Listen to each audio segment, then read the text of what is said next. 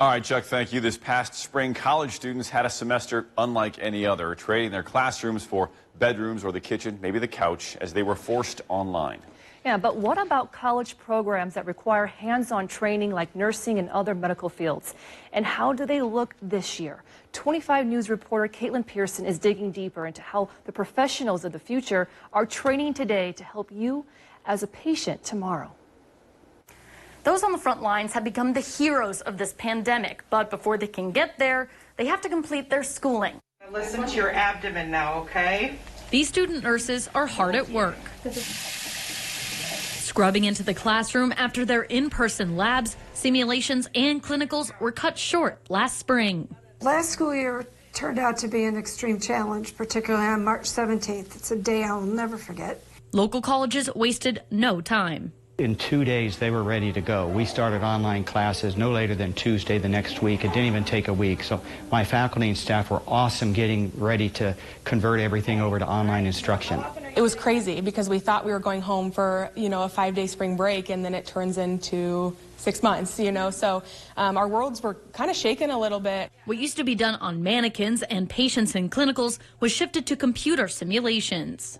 So they would be able to manipulate tools, etc., electronically at home or talk through those activities.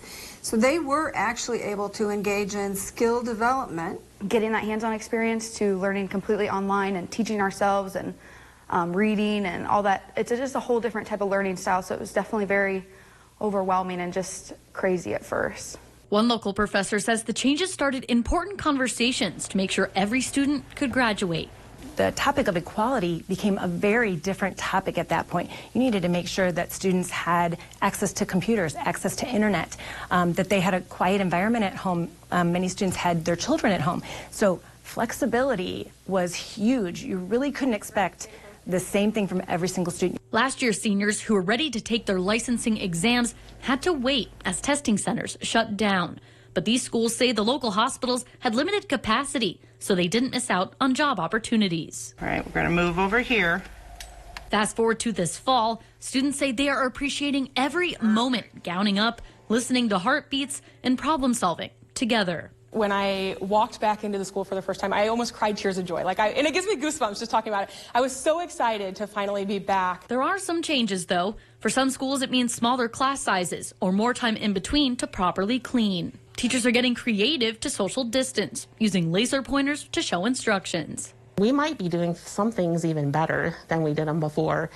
And in education, it won't be the way it used to be. It's going to be a lot different moving forward. For these students, the unknowns of the coronavirus aren't a deterrent, but a motivator. I'm excited to get into the field. And, I wish that we could work with the COVID patients just because that's what we're going to get here in a couple months. Obviously, we didn't have the opportunity to get pushed forward into the workforce yet, but if that were an opportunity, I would jump at it. I do believe that this crisis has increased the awareness of people to the value of nurses and all of the things that nurses can do and how we contribute to health. Reporting for 25 News, I'm Caitlin Pearson.